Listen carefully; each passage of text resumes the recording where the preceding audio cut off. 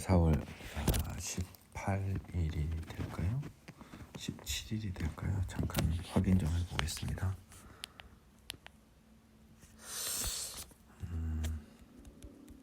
날짜 감각이 너무 없어요. 17일이네요. 저희 집에서 오전 10시 30분경에 사사기를 들어갑니다.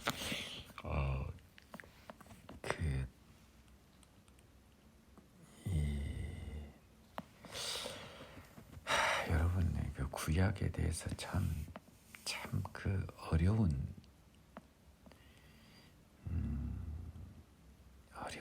제가 좀 부담스럽고 좀 저는 개인적으로 지금 현재까지는 그렇다고 믿고 있는데 여러분들한테 참 건네기 어려운 게 아브라함을 불러서요 애굽에서 이스라엘을 꺼내와 가나안으로 드리는 이 작업은 나쁘게 표현하면요 하나님 기준으로는 실패할 수밖에 없는 그 구원임을 하나님은 아셨을 것 같아요. 우리 바울의 로마서를 보듯이 결국 믿음으로 말미암는 의의 기초가 아브라함이거든요. 우리 모든 믿음의 선조가. 그러면 이스라엘이 애굽에서 꺼내 나온 사람들은 아브라함의 육신의 아브라함을 따르는 육신의 후손들이거든요. 육신의 후손들이 애굽에서 나왔어요. 그들은 영적으로 아무런 변화를 받지 못한 사람들이거든요. 그 사람들이 애굽에 가서 과연 하나님의 명령을 지키고 하나님 주신 안식을 누릴 자격이 되었을까요? 육신의 이스라엘은 육신의 아브라함의 자손은 결국은 망할 수밖에 없어요. 그러면 믿음의 자취를 따르는 아브라함의 후손은 어떠한 방법으로 이루어질 것인가? 하나님의 시간 속에서는 이미 예수님이 계획이 되었던 거죠. 아브라함도 예수님을 보고 기뻐했다라고 신약 성경에서 예수님이 복음서에서 말씀하시잖아요. 결국은 믿음의 사람들에게는요, 예수님이라고 하는 이 죄인의 상태를 변경시켜 줄 수 있는 어떤 그 힘의 원천이 필요한 거죠. 여러분 자꾸 십자가 하는데 굳이 좋아요. 십자가의 능력이 필요한 겁니다. 예수님의 십자가가 필요한 거예요. 예수님의 십자가를 그냥 십자가 자꾸 그러지 말고 여러분이 변화해야 새 사람이 못 되면 뭔 십자가가 의미 있습니까? 의미도 없는 그냥 사형 틀에 불과한 것이죠. 오늘도 그 마음이 좀 드네요. 사사기는 초반부는요 약간 여호수아의 연장선입니다. 왜냐하면 여호수아가 죽게 된 것이 사사기 2장에 나와요. 그러면 사사기 2장 여호수아가 죽다까지는 여호수아겠네요. 그렇죠? 여호수아의 일부 연장이고요. 그 다음에 사사기를 보면요. 제가 여호수아가 온전한 안식을 주지 못했고 이스라엘 족속은 가나안을 온전히 하나님의 뜻에 따라 점령 멸절하지 못했다는 것을 이미 이야기를 드렸어요. 그 결과 이스라엘 민족은 막상 가나안 땅에서 연명 치료를 받는 듯한 느낌의 환자처럼 풍전등화의 그 역사를 이어갑니다. 그때마다 하나님이 겨우 목숨을 살리는 사사를 보내줌으로써 연명 치료는 돼요.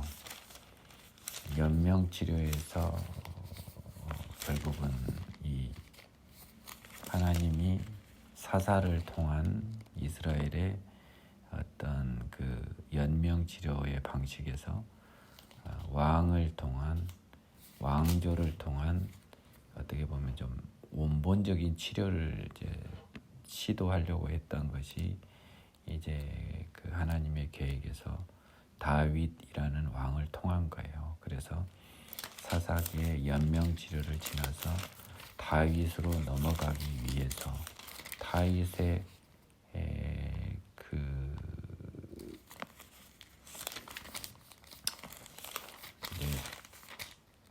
이세의 아들이 다윗이고요.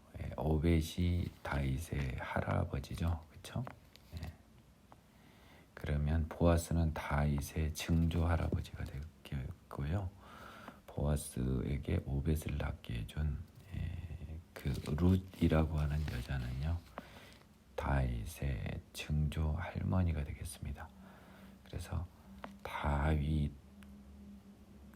등장을 예고하는 룻기가 나오고요.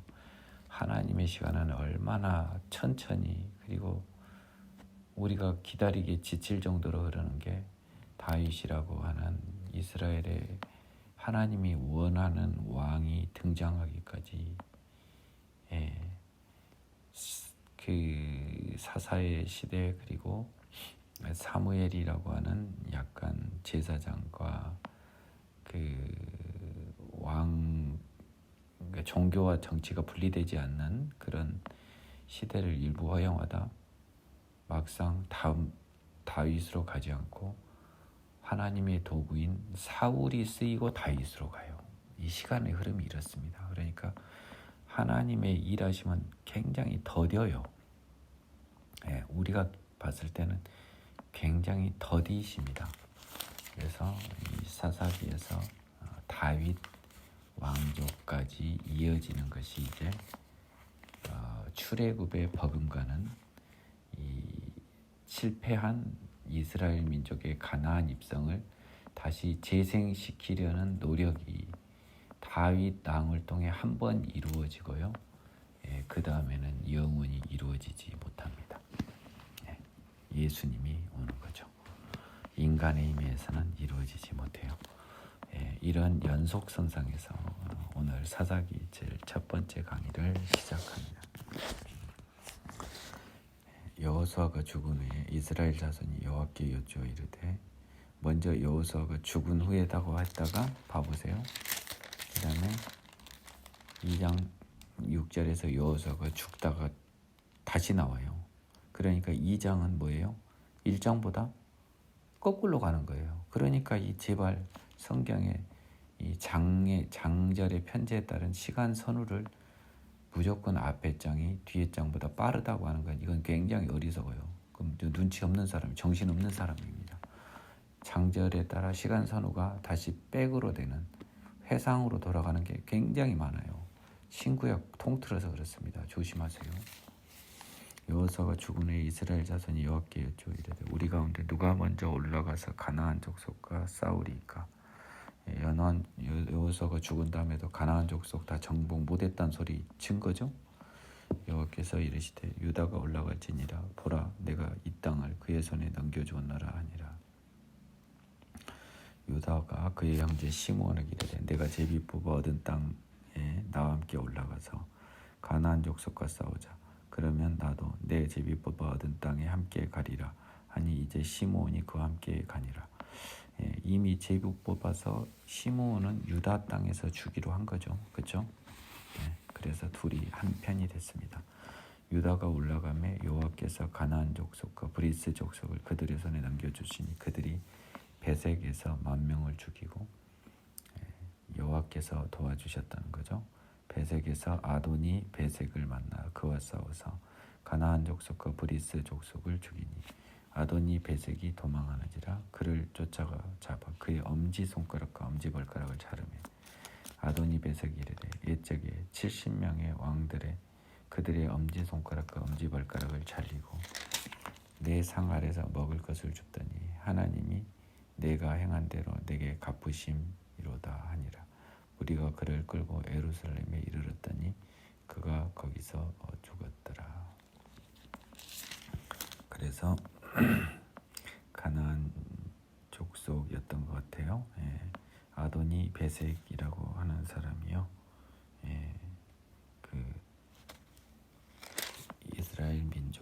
여기서 죽음을 맞습니다. 예루살렘 근처에 갔잖아요. 그래서 유다 자손이 예루살렘을 쳐서 점령하여 칼날로 치고 그 성을 불살랐으며, 그 전에 여호수아에서는 이제 예루살렘을 쉽게 못 정복했다는 것처럼 써졌거든요. 여부수 족속이 살았다고 했는데, 사사기에서는 유다 자손이 예루살렘을 쳐서 점령하여 칼날로 치고 그 성을 불살랐다고 합니다. 그 후에 유다 자손이 내려가서 산지와 남방과 평지에 거주하는 가나안 족속에 내려가서라는 의미는 예루살렘 남쪽으로 가서라는 의미 같네요. 유다가 또 가서 헤브론에 거주하는 가나안 족속을 쳐서 세세와 아이만과 달메를 죽였습니다. 헤브론의 본 이름은 기럇 아르바였죠. 굉장히 중요한 지명이에요. 여기는 나중에 아브라함이 여기서 살고요. 여기는 막벨라 굴이 있습니다. 모든 무덤들이 있어요. 믿음의 선조 요셉을 제외하고요. 그리고 또 도피성도 있죠. 유다 자손 지경에 있는 도시죠. 이 정도는 이제 머릿속에 싹 들어와 있어야 되는 겁니다. 온니엘이 드빌을 치다. 거기서 나아가서 이제 드빌이라고 하는 지역이 있죠. 주민을 쳤으니 드빌의 본 이름은 기럇 세벨이었습니다. 갈렛이 말하기를 기럇 세벨 드빌을 쳐서 그것을 점령하는 자에게는 내 딸 악사를 아내로 주리라. 여호수아에서 이보다 좀 더 간략하게 언급이 된 걸 기억하시죠? 갈렙의 아우 그나스의 아들 온니엘이 그것을 점령함으로 갈렙이 그의 딸 악사를 조카인 온니엘에게 아내로 주었습니다. 악사가 출가할 때 그에게 청하여 자기 아버지에게 밭을 구하고 나귀에서 내리며 갈렙이 묻되 네게 무엇을 원하느냐니 이르되 내게 복을 주소서. 아버지께서 나를 남방으로 보내시니 샘물도 내게 주소서 하며 갈렙이 윗샘과 아랫샘을 그에게 주었더라. 여호수아에서는 샘만 준 걸로 나와 있는데요. 당신은 밥만 주면 아무 의미가 없나 봐요. 샘까지 같이 줘야 온전하게 농사를 지을 수 있었나 봅니다. 그래서 갈렙이 자기 딸 악사에게 남쪽 지역을 줍니다. 그러면 누구께 됐겠어요? 온니엘의 땅이 되겠죠. 유다 사회도 북의 사회니까요. 아버지의 성을 따라가잖아요. 유다와 베냐민 지파의 승리. 모세의 장인은 겐 사람입니다. 겐 사람 이드로라고도 하고 르우엘이라고도 하는데요. 굳이 따지면 미디안 사람인데 미디안 중에서 겐 사람인가 봅니다. 소종족 이름은 겐 족속인가 봐요.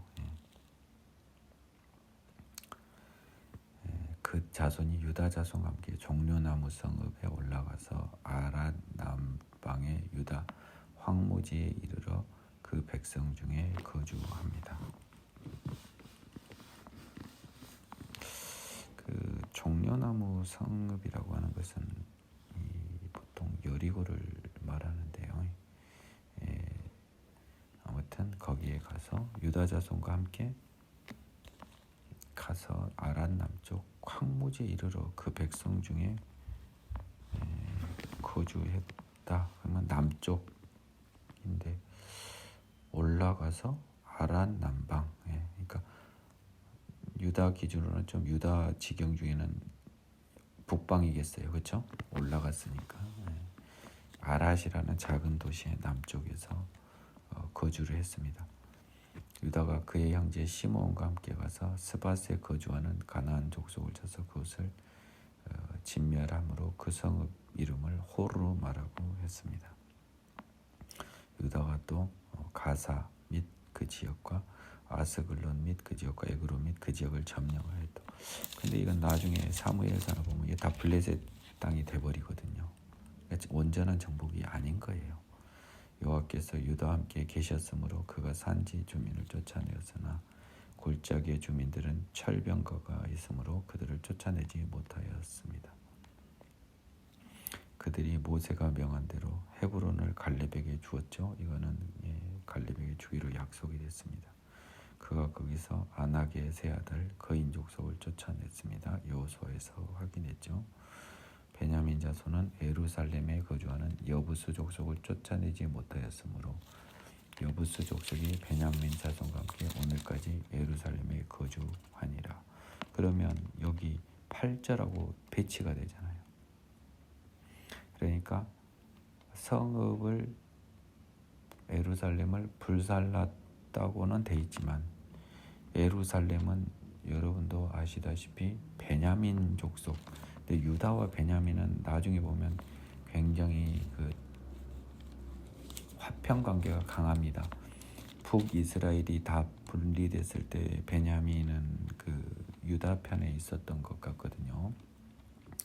근데 여부수 족속이 여전히 이 사사기가 써질 때까지, 그러니까 여호수아도 그렇고요, 사사기도 그렇고 오늘까지라고 함으로써 당시 그 해당 서류 성경이 작성된 시기까지의 상황을 설명해주고 있어요.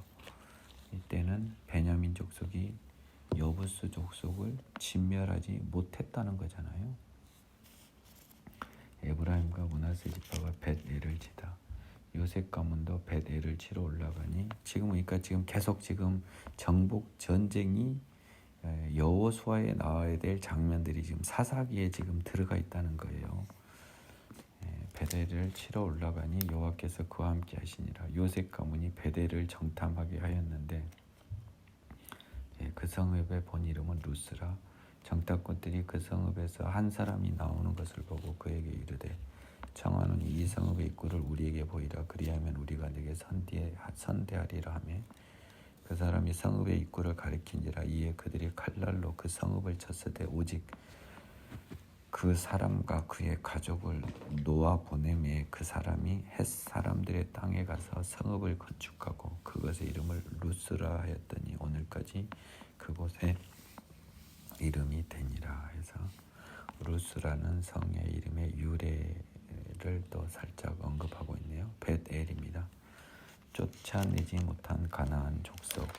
이것이 저는 이 부분을 알고 있었기 때문에 여호수아 사사기를 이미 여러 번 읽어서요, 성경 읽는 중에 알았기 때문에 여호수아의 가나안 정복이 온전하지 못한 것이라고 누차 이야기했어요. 여러분들 아무 생각 없이 다 성공했다, 하루아침에 망해버린 걸로 생각하잖아요. 여호와를 몰라서 하루아침에 망해버렸다고 또 그렇게 설명하더라고요. 그럴 수밖에 없는 상황이 이미 마련됐어요. 그것도 그렇지만 므낫세가 벳스함과 그에 딸린 마을들 주민과 다안압과 그에 딸린 마을들 주민과 돌과 그에 딸린 마을들 주민과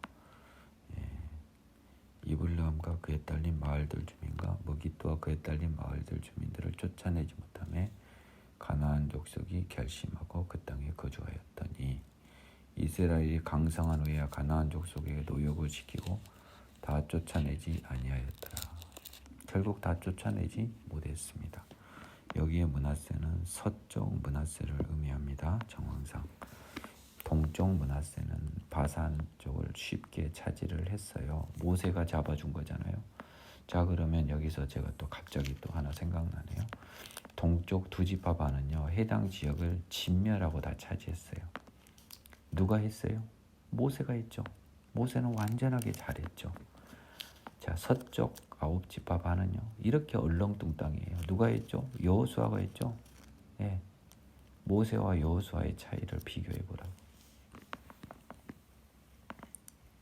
에브라임이 겟셀에서, 자, 이게 한번 봐볼까요? 다 본 다음에 제가 한 번 더 확인시켜 드리겠습니다.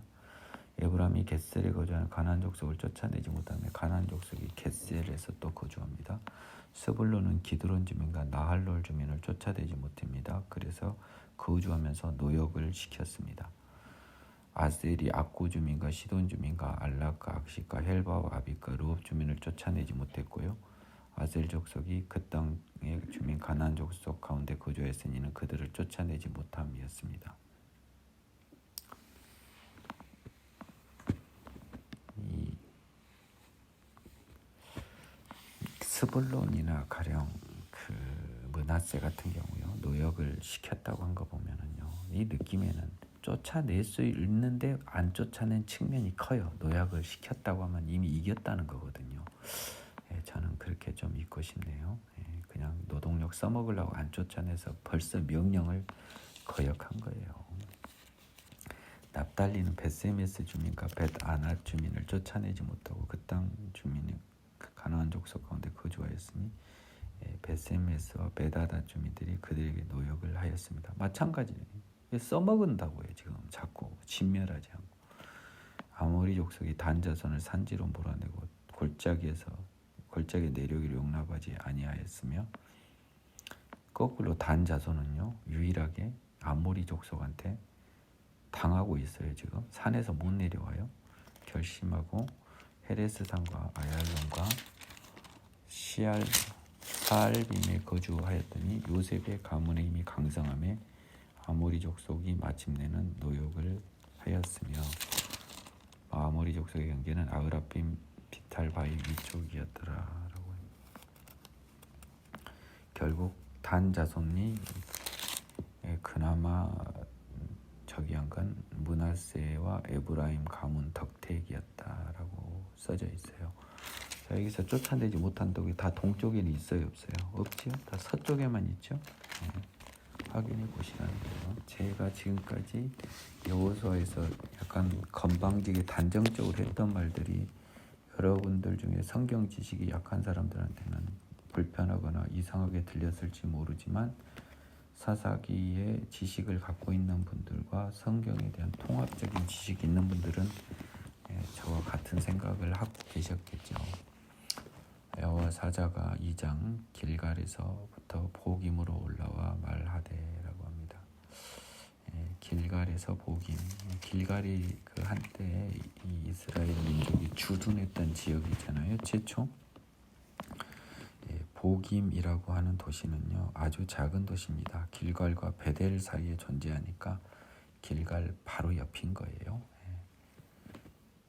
내가 너희를 애굽에서 올라오게 하여 내가 너희의 조상들에게 맹세한 땅으로 들어가게 하였으며, 또 내가 이르기를 내가 너희와 함께한 언약을 영원히 어기지 아니하리니 너희는 이 땅의 주민과 언약을 맺지 말며 그들의 제단을 헐라 하였거늘 너희가 내 목소리를 듣지 아니하였으니 어찌하여 그리하였느냐. 그러므로 내가 또 말하기를 내가 그들을 너희 앞에서 쫓아내지 아니하리니 그들이 너희 옆구리에 가시가 될 것이며 그들의 신들이 너희에게 올무가 되리라 하였노라. 여호와의 사자가 이스라엘 모든 자손에게 이 말씀을 이르매 백성이 소리를 높여 운지라. 그리하여 그곳 이름을 복임이라 하고 그들이 거기서 여호와께 제사를 드렸더라. 자, 이 여호수아 2장 사사기 2장 초입부 말은요 이스라엘의 가나안 입성 실패에 대한 하나님의 최종적인 책망입니다. 하나님이 여호와 하나님이 지시한 방식으로 가나안 정복을 못했다는 소리예요. 하나님은 이렇게 여호와의 사자 형식으로 많이 나타나시죠. 이스라엘 민족들은 하나님을 무서워하기 때문에 이런 식으로 나타나는 하나님을 볼 수밖에 없어요. 게임이 끝났어요. 뭔 가나안 땅에 들어가서 뭐 대단한 걸 했다고 자꾸 오해하십니까? 사사기 2장을 보세요. 그러니까 여러분들은 이 가나안에 대한 환상을 버리세요. 그리고 누차 말하지만 하나님의 율법을, 시내산 율법을 인간의 몸으로는 지킬 수가 없는 것입니다. 이것을 하나님은 다 알고 기다리고 계신 거예요. 지킬 수 없으면 지킬 수 없다고 실토를 해라. 너희들의 위선과 죄인을 고백해라. 근데 그걸 고백하지 않았어요. 하나님이 그 고백을 가능하게 해주는 방법을 하나님 측에서 취한 게 예수 그리스도, 그리고 인간 영역에서 예수 그리스도와 공동, 사실은 기여가 거의 없지만 인간이 기여한 유일한 인간 누구였어요? 세례 요한이에요. 세례 요한과 예수 그리스도라고 하는 두 분의 조합을 통해서 결국은 하나님의 방식으로 죄의 문제를 해결하시는 거죠. 하나님은 죄의 문제를 인간이 먼저 가지고 와서 하나님 해결해 주십시오라고 하는 것이 하나님이 원하는 답안 아니겠어요? 그걸 하지 않으니까 결국 하나님이 주체가 되어 너희들의 죄의 문제를 해결해 주셨는데 그것이 이 세례요한과 예수님의 합작품이었던 신약 성경이었어요. 그러면 신약 성경이 세례요한과 예수가 오기 전까지 인간의 역사는 의미가 있다 없다? 큰 의미가 없어요. 의미가 없는 거예요. 다 실패한 역사라는 거예요. 성공할 듯 보였지만 성공할 수 없었던 역사란 말이에요. 그렇지만 이 역사를 인간이 하나님의 방식에 의하지 않고는 죄를 해결할 수 없는 것을 알려는 줘야 되잖아요. 그러기 위해서 2000년이 넘는 동안 필요하고도 충분한 시간을 주셨어요. 하나님이 지금 필요하고도 충분한 시간을 주는 과정들이 구약의 모든 인간의 실패의 역사입니다. 그 과정에서 하나님의 도구로 쓰였던 선지자들과 몇몇 분들은 하나님의 사람으로서 자기들보다 훨씬 세상 기준으로 이후에 오는 예수의 십자가를 멀리서 보고 기뻐하며 천국으로 갔던 거고요. 나머지 모든 사람은 하나같이 다 지옥에 떨어져 있는 것입니다. 전에 여호수아가 백성을 보내며 이스라엘 자손이 각기 그들의 기업으로 가서 땅을 차지하였고, 백성이 여호수아가 사는 날 동안 여호수아 뒤에 생존한 장로들이 곧 여호와께서 이스라엘을 위하여 행하신 모든 큰 일을 본 자들이 사는 날 동안 여호와를 섬겼더라라고 해서 여호수아 마지막에 써진 부분이 다시 나와요. 여호와의 종 눈의 아들 여호수아가 110세에 죽음에 그가 그의 기업의 경내 에브라임 산지 가하스 북쪽 딥낫 헤레스에 장사되었습니다. 그 세대의 사람도 다 그 조상들에게로 돌아갔고 그 후에 일어난 다른 세대는 여호와를 알지 못하며 여호와께서 이스라엘을 위하여 행하신 일도 알지 못하였더라. 이건 뭐 말이 되는 소리입니까? 하나님이 다 기록해서 다 전하고 네 입에 노래가 되고 뭐 해서 네 손자가 이게 뭡니까 하면은 뭐 옷술에 달고 이마 미간에 뭐 기호를 삼고 뭐 표를 달고 해서 뭡니까? 이거 우리 이스라엘에서 우리 여호와 하나님이 이렇게 하라고 해서 다 설명해 주라고 했는데 알지 못했다. 하나도 안 지켰다는 소리예요. 결국 뭐예요? 하나님 믿고 막 기도 엉엉 울다 죄 다 지어버렸단 소리예요. 회개 기도 엄청 하다가 다음 주에 뇌물 받아 먹어버리고 간음해버리고 그냥 거짓말 해버리고 남 속여버리고 뭐 그랬다는 거예요. 성령이 없으면 이렇게 된다니까요. 눈앞에 본 사람도 그런데 눈에 보지도 못한 요즘의 기독교인들 오죽하게 했어요. 이스라엘 자손이 여호와의 목전에 악을 행하여 바알들을 섬기며 애굽 땅에서 그들을 인도해 내신 그들 조상들의 하나님 여호와를 버리고 다른 신들 곧 그들 주위에 있는 백성의 신들을 따라 그들에 절하여 여호와를 진노하게 하였습니다. 자, 이것은요 제가 미리 설명을 드릴게요. 왜 하나님을 따르냐면요, 죄인의 몸으로는 하나님의 명령을 따르는 게 불편해요. 그러니까 당연히 이방 신들을 따라가는 거예요. 왜냐하면 처분시킨 건 힘들거든요. 그러면 이 죄의 몸을 싫어하고 죄를 싫어해서 새로운 사람으로 바꿔달라고 하나님께 나아가지 않고 정답을 안 나가고 옆길로 슬슬 새는 거죠. 아버지한테는 공부하러 간다고 하면서 어디 갑니까? 오락실 간 거예요. 도서관에 있다고 해놓고 오락실을 간 겁니다. 엄마가 휴대폰 위치 추적할까 봐 휴대폰은 도서관에다 놔두고 밖에 나가서 다른 일 하고 있는 거예요.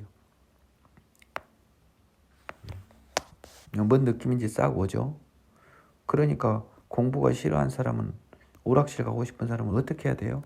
오락실 가는 것이 옳지 않다고 생각하면 하나님한테, 인간한테는 안 되지만 하나님한테 공부가 재밌게 해달라고 해야죠. 공부가 재밌게 해달라고 나를 바꿔주세요라고 하는 기도를 해야 되는 거예요.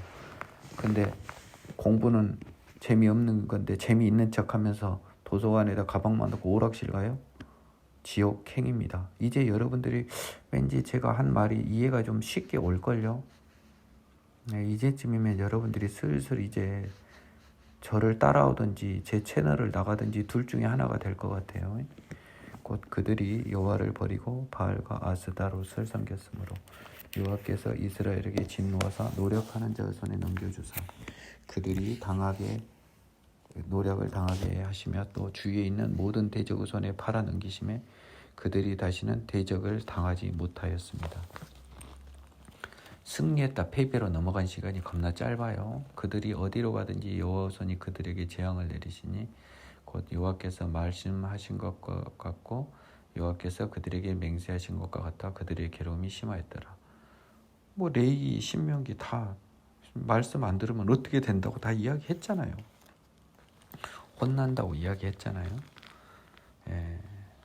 그렇지만 이 제가 말했습니까? 연명치료 같은 느낌처럼 사사들을 여호와께서 세우사 노력자의 손에서 그들을 구원하게 하셨으니 그들이 사사들에게도 순종하지 아니하고 오히려 다른 신들을 따라 음행하며 그들에게 절하고 여호와의 명령을 순종하던 그들의 조상들이 행하던 길에서 속히 치우쳐 떠나서 그와 같이 행하지 아니하였더라. 조상들은 눈에서 봤어요. 그래서 무섭긴 하거든요. 이것들은 눈으로 보지도 않았어. 무섭지도 않아. 이제 대놓고 조상들은요 마음속으로는 안 따르고 싶은데 어쩔 수 없이 무서워서 따랐다면 후손들은 무서움도 없어요. 이제 눈에 보이는 게 없어요. 내 마음대로 하는 거예요. 이제 이것은 예정이 돼 있었다고요. 죄인이니까 변하지 않으면 안 되거든. 이게 죄에서 떠나지 않으면 안 돼. 죄를 떠나는 건 하느님이 변화시켜줘야 돼. 이 원리를 몰랐죠. 그래서 하느님이 가르쳐준 겁니다. 예수를 통해. 여호와께서 그들을 위해 사사들을 세우실 때는 그 사사와 함께 하셨고 그 사사가 사는 날 동안에는 여호와께서 그들을 대적의 손에 구원하셨으니 이는 그들이 대적에게 압박과 괴로움을 받아 슬피 부르짖음으로 여호와께서 그들을 돌이키셨음이거늘 그 사사가 죽은 해는 그들이 돌이켜 그들의 조상보다 더욱 타락하여 다른 신들을 따라 섬기며 그들에게 절하고 그들의 행위와 패역한 길을 그치지 아니하였으므로 여호와께서 이스라엘에게 진노하여 이르시되 이 백성이 내가 그들의 조상들에게 명령한 언약을 어기고 나의 목소리를 순종하지 아니하였은즉 나도 여호수아가 죽을 때 남겨둔 이방 민족들을 다시는 그들 앞에서 하나도 쫓아내지 아니하리니. 자, 여기서 잠깐 끊을게요. 하나님이 연명치료가 됐다가 다시 또 파다닥 하면 사사 죽으면 또 하고 이 아슬아슬한 연명치료를 계속을 한 이유는요. 하나님의 말씀을 순종하지 않았는데 순종하지 않을 수밖에 없죠. 그래서 21절에 조금 무서운 말이 나옵니다. 남겨둔 이방 민족이라고 나요. 하나님이. 그러면 뭐예요? 하나님의 시간에서는 알았다는 거죠. 그리고 그러니까 여호수아가 성공 못할 걸 알았다는 소리예요. 이렇게 따지면 온전히 다시 쫓아내지 아니하리니 이는 이스라엘이 그들의 조상들이 지킨 것 같이 나 여호와 의도를 지켜 행한 아니하나 그들을 시험하려 함이라 하시니라. 이것도요 정확히 저는 이렇게 읽혀요. 제 조상들이 지킨 건 마지못해 지켰다고 하나님은 알고 계신 거예요. 무서워서. 마음은 세상을 따라가고 싶은데 하나님의 힘이 세서 죄가 여전히 있는 죄인들이잖아요. 근데 시험하는데 탁 걸려들려. 얘들은 무서움도 없는데 여호와의 힘도 못 받는데 여호와께서 그 이방 민족들을 머물러 두사 그들을 속히 쫓아내지 아니하셨으며 여호수아 손에 넘겨주지 아니하셨다. 이게 나오잖아요. 이런 걸 다 알고 있었다는 거예요. 그러니까 시간과 관련해서 하나님의 시간과 하나님의 생각을 우리가 추적해 보는 것이 굉장히 여러분 성경 읽을 때 지혜로운 사람의 태도예요. 이 성경에 써진 것과 좀 다른 하나님의 뜻을 다 볼 수 있어야 된다고요. 하나님은 인간한테 말을 해야 되니까 인간한테는 뻔히 실패할지 알아도 희망을 줄 수밖에 없어요. 나는 쟤들 미래를 알거든. 근데 그렇다고 실패했다고 딱 김 뺄 수는 없잖아요. 너희들한테 희망을 줘요. 그래서 뭐다? 결국 너희들은 영원히 못 지킨다는 것을 확인시켜주는 일이 지금 구약에 계속 2000년 동안 진행된다고요. 받을 수 있는 분만 받으십시오. 그 땅에 남겨둔 사람들. 그래서요 여호와께서 가나안의 모든 전쟁을 알지 못한 이스라엘을 시험하려 하시며 이스라엘 후손을 말하죠. 이스라엘 자손의 세대 중에 아직 전쟁을 알지 못하는 자들에게 그것을 가르쳐 알게 하려 하사 남겨둔 이방 민족들은 자, 얘들이 어차피 알지 못할 걸 알았어요. 여호와를 무시할 줄 알았다고요. 그래서 여호수아 때 이미 남겨뒀어요. 그러니까 하나님은 시간을 초월해 있는 게 이제 보이죠. 이것을 관념할 수 있어야겠습니다. 매우 중요한 부분이에요. 예. 이것을 눈치채지 못한 분들은 성경을 제대로 볼 수 없고요. 또 조금 눈치가 빠른 분들은 민기영 전도사가 뭔가 다른 사람과 성경을 접근하는 법이 다른 것을 눈치를 채고 있을 거예요. 저 친구는 시간관념에서 굉장히 자유롭고 하나님의 시간과 우리 시간이 다르다고 하는 것에 대해서 굉장히 확실한 어떤 아이덴티티가 있는 친구 같다라는 느낌을 가질 수 있을 겁니다. 블레셋의 5 군주들 남겨뒀다 그랬어요. 근데 아까 사사기에는 정명 형식적으로 점령한 것처럼 났지만 군주가 남았습니다. 뭐 가드, 뭐 아스돗, 뭐 에그론, 뭐 이거 여기 있잖아요. 블레셋 5 도시. 모든 가나안 족속과 시돈, 바알, 헤르몬 산에서부터 하마드 입구까지 레바논 섬에 거주하는 히 족속이라. 남겨두신 이 이방 민족들로 이스라엘을 시험하사 여호와께서 모세를 통하여 그들의 조상들에게 이르신 명령을 순종하는지 알고자 하셨더라. 그러므로 이스라엘 자손은 가나안 족속, 헷 족속, 아모리 족속, 브리스, 히, 여부스 족속 가운데 거주하며 그들의 딸을 맞아 아내로 삼으며 자기 딸들을 그들 아들들에게 주고 또 그들의 신들을 섬겼더라. 하나님의 약속은 완전히 안 지켜졌다고 다 써졌습니다. 지금 6절에. 자, 그럼 4절을 어떻게 봐요? 순종하는지 알고자 하셨더라. 이게 몰라요? 이것을 자꾸 인간의 눈에 맞춰서 보니까 여러분들은 하나님은 알았어요. 인간 눈에 맞춰서 알고자 하셨더라 해서 미래를 모르는 척 써놨지만 아셨단 말이에요. 이것을 눈치채지 못하니까 자꾸 엉성한 설교들만 자꾸 되고 순종 안에서 벌받았다고 헛소리들만 계속 하는 거예요. 순종을 할 수가 없는 상태의 몸을 갖고 있는 죄인들이잖아요. 누구나. 이것이 보이는 사람들은요. 숨은 그림 찾기를 한 사람들이에요. 엉성하게 본 사람들은 숨은 그림 한 개도 못 찾아요. 내 눈에는 안 보인다 그래. 숨은 그림이. 성경은 숨은 그림 찾기예요. 성경은 숨은 그림 찾기고 숨은 그림은 하나님이 눈을 열어줘야 보여요. 내 능력이 아닙니다. 이제 온니엘을 비롯해서요. 사사들의 이야기가 하나씩 나오기 시작합니다.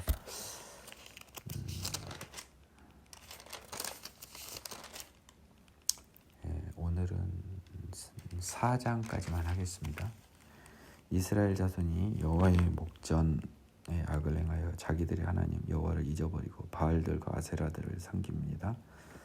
여호와께서 이스라엘에게 진노하사 그들을 메소보다미아 왕 구산 리사다임의 손에 파하셨으므로 이스라엘 자손이 구산 리사다임을 8년 동안 섬겼습니다. 이제 거꾸로 지배를 당하고 있어요. 벌써부터. 이스라엘이 지배를 당하고 있다고요. 메소보다미아 왕 구산 리사다임한테요. 8년 동안이라뇨.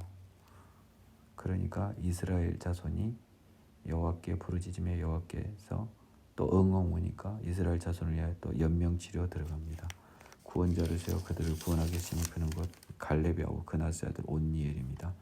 온니엘이 성경에 지금 시간을 여호수아 사사기 계속 나와요. 여호와의 영이 그에게 임하였으므로 이 여호와의 영이 순간적으로 임했는지 영원히 임했는지는 우리는 몰라요. 왜냐하면 순간적으로 임한 여호와의 영이 있었어요. 얘들도 다 예언하더라 했던 거 뭐 장중에서도 예언해 버리고 했던 그 장면 생각나시죠? 모세오경에서 그가 이스라엘의 사사가 되어 나가서 싸울 때 여호와께서 메소보다미아 왕 구산 리사다임을 그의 손에 넘겨주시며 왜냐하면 여호와께서는요 여호와의 영이 임한 사람하고만 일을 할 수 있어요. 여호와의 영이 임하지 않은 사람은 여호와랑 일을 못합니다. 일시적으로라도 써먹으려면 영을 임하게 해줘야 돼요. 온니엘이 영원한 영이 임했는지 저는 모르겠습니다. 적어도 구산 리사다임과 싸울 때는 여호와의 영이 임하셨어요. 그래서 내가 자꾸 하나님의 영이 없으면 하나님과 함께 일이 안 되는 거예요. 착각하지 마세요. 성령이 없으면 하나님이 나를 통해 일을 못해요. 여러분의 착각일 수 있습니다. 돌이켜 보시기 바랍니다. 또 하나님이 여러분과 함께 일하심을 진짜 느낀 사람, 가짜 말고 그분들에게는 여러분에게 생명의 성령이 존재한다는 명백한 증거입니다. 온니엘의 손이 부산 리사다임을 이깁니다. 그 땅이 평온한 지 40년에 온니엘이 죽었습니다. 일단 연명치료 1회 성공했네요. 다음이요. 이스라엘 자손이 또 여호와의 목전에 악을 행하니라. 이스라엘 자손이 여호와 목전에 악을 행함으로 여호와께서 이번엔 모압 왕 에글론을 강성하게 하사 그들을 대적하게 하십니다. 메소보다미아는 모압보다 훨씬 더 동쪽에 있어요. 그렇죠? 좀 먼 데서 와서 이스라엘을 혼내줬네요. 이제는 메소보다미아까지 안 가고 이제 모압도 힘을 키워서요. 모압 왕 에글론이 커져버렸습니다. 힘을 키운 게 아니라 여호와께서 키워버렸어요. 우습게 봐서 이스라엘 앞에 쫄아가지고 발람을 통해 저주를 했던 모압 왕 발락이 생각나시죠? 이제 그들이 커져버려가지고 이스라엘을 우습게 보는 거예요. 에글론이 암몬과 아말렉 자손을 모아가지고 와서요. 주변 또 나머지 또 동맹군까지 데리고 와서 이스라엘 쳐서 종려나무 성읍을 점령합니다. 이에 이스라엘 자손이 모압 왕 에글론을 18해 동안 섬겼습니다. 그 종려나무 성읍이 이렇게 제 성경에서나 이렇게 정황상 보면 여리고인데요. 오늘 잠깐 확인을 해보겠습니다.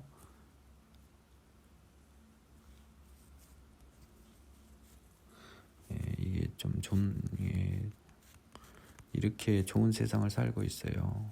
우리가 이렇게 쳐버리면은 종려나무 성은요 세계 최고의 성읍 여리고의 별칭이라고 확인이 돼 있네요. 다시 한번 확인했습니다. 혹시나 해서요.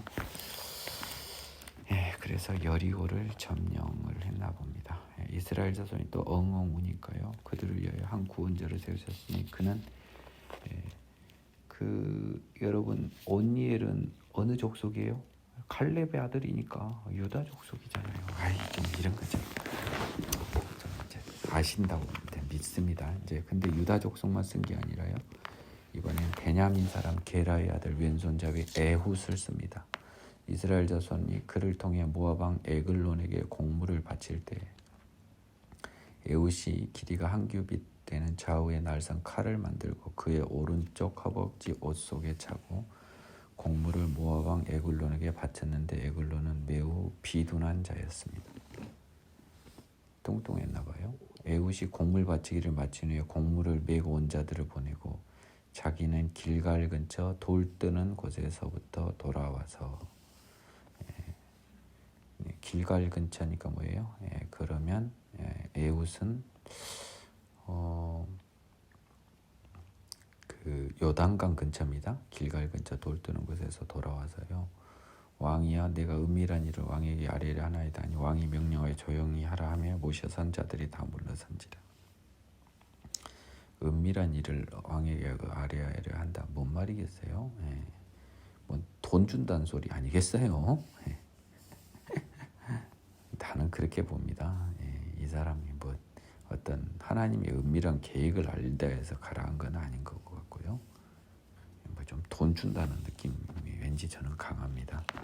에훗이 그에게 들어가니 왕은 서늘한 다락방에 홀로 앉아 있는 중이라.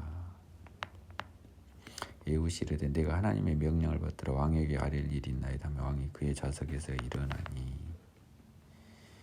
하나님의 은밀한 일이었을 수도 있겠네요. 저는 약간 좀 요즘 세속적인 기준으로 바라봤는데요. 뭐 어느 것든지 우리는 몰라요. 근데 이 은밀한 일이 하나님의 은밀한 일이든 돈 받는 일이든 나 혼자하고 쟤하고만 해야 될 것 같아서 다른 사람은 물러가라고 한 겁니다. 왕이 자리에서 일어나며 에훗이 왼손을 뻗쳐 그의 오른쪽 허벅지에 칼을 빼어 왕의 몸을 찔렀습니다. 그렇기 때문에요. 경호원이나 호위무사들이 없었던 걸로 봐서 아마 돈을 기대했었을 것 같아요. 에훗이란 사람은요. 칼자루도 나를 따라 들어가 그 끝이 등 뒤까지 나갔고 그가 칼을 그의 몸에서 빼어내지 아니하였으므로 기름이 칼날에 엉겼더라. 에훗이 현관에서 나와서 다락문들 뒤에 닫아 잠그니라. 뒤에서 닫아 잠갔습니다. 그러니까 이제 다락문들을 통해서는 못 들어오겠네요. 이 에훗이라고 하는 사람이 그 칼에 찔려 죽은 장면을 묘사한 게 칼자루가 등 뒤까지 나갔다는 것은 사람의 힘으로는 안 되는 거죠. 상식적으로 그래요. 그래서 그 김성근 목사가 그러더라고요. 이건 하나님의 힘이었기 때문에 이런 게 가능했다. 충분히 일리 있는 설명이라고 저는 생각합니다. 에훗이 나간 후에 왕의 신하들이 들어와서 다락문들이 잠겼음을 보고 이르되 왕이 분명히 서늘한 방에서 그의 발을 가리우신다 하고 그들이 오래 기다려도 왕이 다락문들을 열지 아니하는지라 열쇠를 가지고 열어본즉 그들의 군주가 이미 땅에 엎드려 죽었더라. 그들이 기다리는 동안 에훗이 피하여 돌 뜨는 곳 길갈을 지나 스이라로 도망했습니다. 그가 이르되 에브라임 산지에서 나팔을 불매. 이제 스이라 근처가 에브라임인가 봐요. 그래서 에브라임 산지 세겜 쪽이겠죠. 나팔을 불었습니다. 승리의 나팔을 불었겠죠. 이스라엘 자손이 산지에서 그를 따라 내려오니 에훗이 앞서가며 그들에게 이르되 나를 따르라. 여호와께서 너희의 원수들인 모압을 너희 손에 넘겨주셨느니라며 무리가 에훗을 따라 내려가 모압 맞은편 요단강 나루를 장악하여 한 사람도 건너지 못하게 하였고. 자, 이것도 여러분 지도를 잘 봐야 설명이 돼요. 이제 모압이 예루살렘, 그러니까 이스라엘 와서 점령군처럼 이 식민지 시대 조선을 점령한 일본 놈들처럼 장악을 했다. 이제 망했으면 일본으로 도망갈 거 아니에요. 모압에서 가려면 요단강 건너가서 모압으로 도망가야 돼요. 동쪽으로. 이것들 딱 잡고 죽여버리려고요. 강나루 딱 목을 잡고 있습니다. 그때 모압 사람 약 10,000명을 죽였으니 모두 장자요 용사라 한 사람도 도망하지 못하였더라. 그날에 모압이 이스라엘 소에 굴복하며 그 땅이 80년 동안 평온하였더라. 요거는 지도를 알아야 분위기 파악을 한다는 거예요, 여러분이. 모압의 위치를. 모압은 이스라엘 동쪽 지파들보다 더 동쪽이에요. 그걸 알아야겠습니다. 사사 삼갈. 에훗 이후에는 아나세 아들 삼갈이 소모는 막대기로 블레셋 사람 600명을 죽였고 그도 이스라엘을 구원하였더라. 아주 짧게 써졌지만 또 블레셋 사람들한테도 지배를 좀 받았나 봐요. 일부 지역이. 그러니까 이스라엘을 구원하였더라라고 썼을 거 아닙니까? 그렇죠? 사사로 또 언급을 했고요. 사사 드보라. 이것은 이 사사 삼갈은 짧게 써진 걸로 봐서 그 블레셋이 이스라엘을 점령한 부분이 면적이 좀 협소하였을 걸로 추정해 볼 수 있어요. 사사 삼갈이나 이렇게 살짝 언급되는 사사들 중에서 유일하게 사사 삼갈은 이스라엘을 구원하였다라고 했네요. 그리고 이제 제가 이 중간에 일부 녹음이 지금 편집이 되고 있습니다. 지금 1분 50초 정도 편집이 되는데요.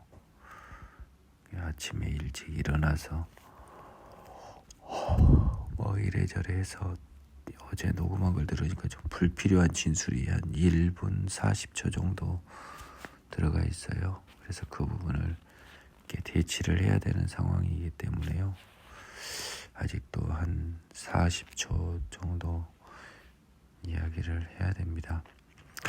그러면 참고로 이야기를 하자면 제가 오늘 아침에 한 7시경에 좀 약간 악몽이라 할까 봐요.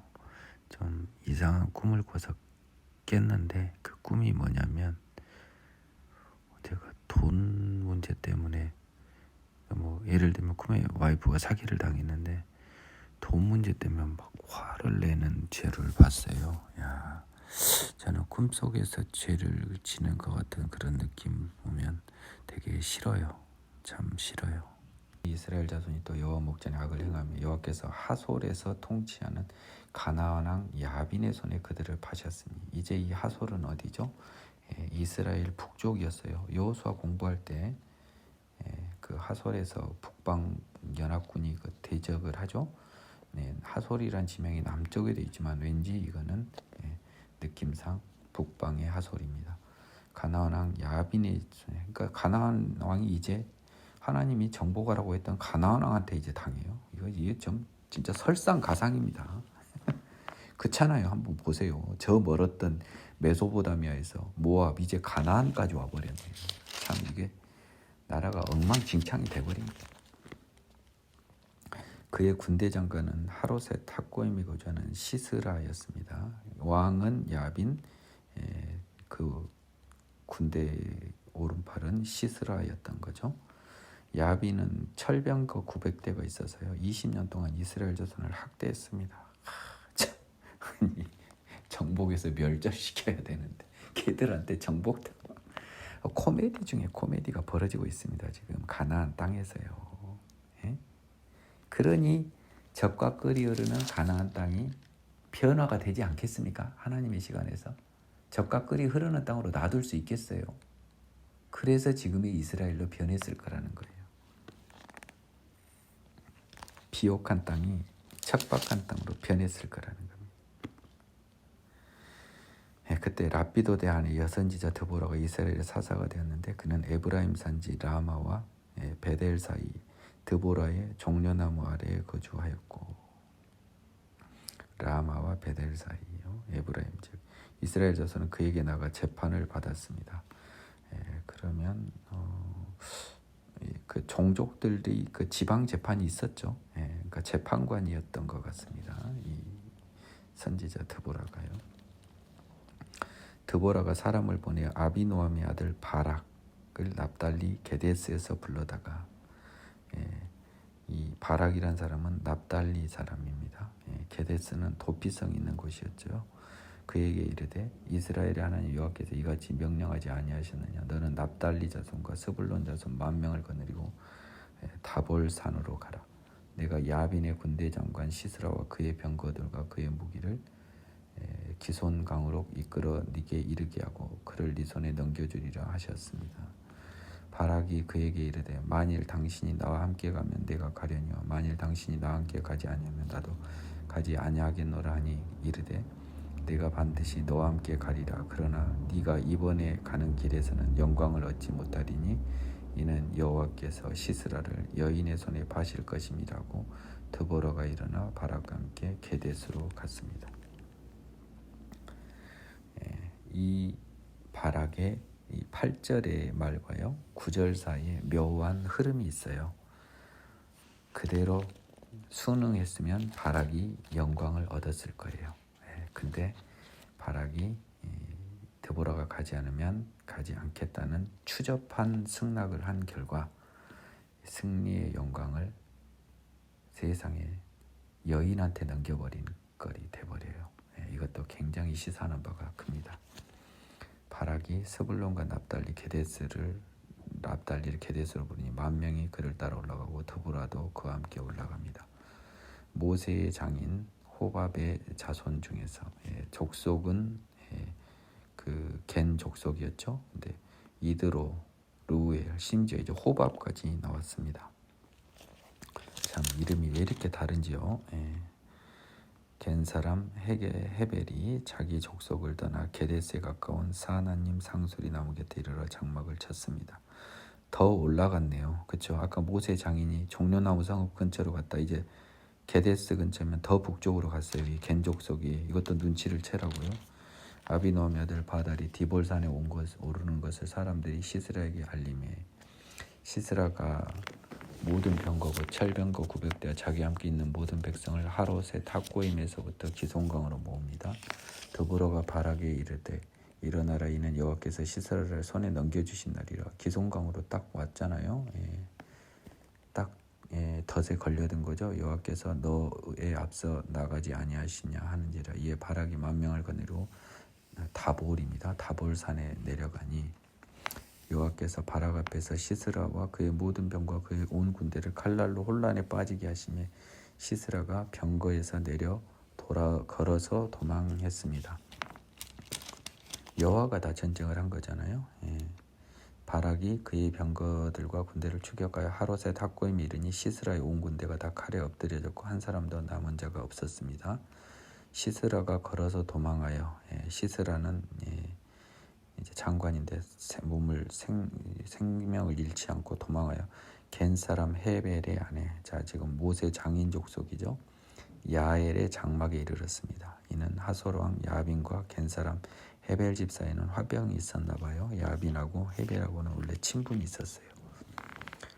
그래서 그 아내 야엘이 나가 시스라를 영접하여 그에게 말하되 나의 주여 들어오소서 내게로 들어오시고 두려워하지 마소서 하며 그가 장막에 들어가니 야엘이 이불로 그를 덮었습니다. 아마 부상도 당했고 이제 전쟁에서 져서 힘도 빠졌겠죠. 시스라가 그에게 말하되 청하노니 내게 물을 조금 마시게 하라. 내가 목이 마르다며 우유 부대를 열어 그에게 마시게 하고 그를 덮었습니다. 그가 또 이르되 장막문에 섰다가 만일 사람이 와서 네게 묻기를 여기 어떤 사람이 있느냐 하거든 너는 없다 하라 라고 이야기했습니다. 자기를 지켜주라고 신신당부하네요. 그가 잠이 들었습니다. 헤벨의 아내 야엘이 장막 말뚝을 가지고 텐트 치는 그 말뚝 있죠. 손에 방망이 들고 그에게 가만히 가서 얼마나 깊이 잠들었겠어요. 전쟁에 이제 나의 친구의 집에 쉬는 걸로 편하게 잠들었습니다. 누가 와도 없다라고요. 그 말뚝을 그의 관자놀이에 박아 말뚝이 깨뚫고 땅에 박혀서 죽었죠. 말뚝이 머리를 뚫고 들어가서 살 사람은 없겠죠. 언젠간 죽겠죠. 바락이 시스라를 추격할 때 야엘이 나가서 그를 맞아 그에게 이르되 오라 네가 찾는 그 사람을 내가 네게 보이리라며 바락이 그에게 들어가 보니 시스라가 엎드러져 죽었고 말뚝이 그의 관자놀이에 박혔습니다. 이 영광을 바락이 취하지 못하고 야엘이라는 여자를 통해서 일을 하신 하나님은 이 8절 4장 8절에 바락의 이런 믿음 없는 태도 이것에 대해서 상급을 허락하지 않으신 거예요.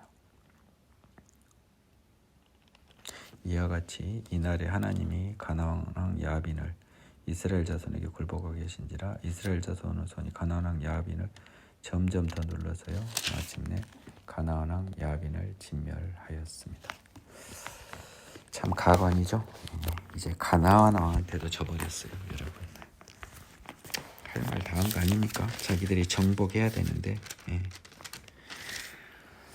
사사기를 보면요 이스라엘의 미래가 보이고요 이스라엘의 과거도 보여요. 이스라엘의 하나님이 너희 조상들은 나한테 순종했다 하지만 하나님이 머릿속 마음속을 모릅니까?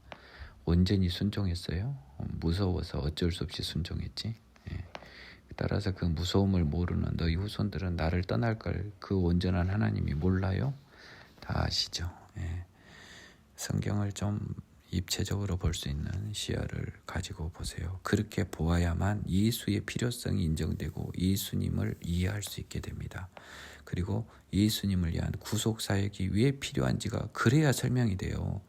지금 신학자들이나 목회자들이 하시는 말씀은 예수님을 통한 구원이 필요했다라고 하는 것에 대해서 잘못 가고 있어요. 이스라엘 민족이 안 지켜서 예수가 왔다라고 잘못 설명하고 있다고요. 그건 반쪽짜리 답이라고요.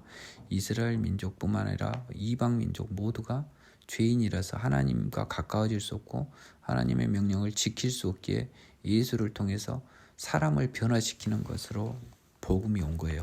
그래서 이렇게 복음되면 복음의 핵심은 죄인을 생명의 성령의 법에 지배받는 하나님의 자녀로 변화시키는 이것이 복음의 핵심으로 떠오르는 거예요. 복음의 핵심적인 주제로. 여러분들이 이것을 놓쳐버리고 있지 않는지 본인을 잘 한번 둘러보시기를 바라고요. 이상으로 사사기 첫 강의를 마무리하겠습니다. 수고하셨습니다.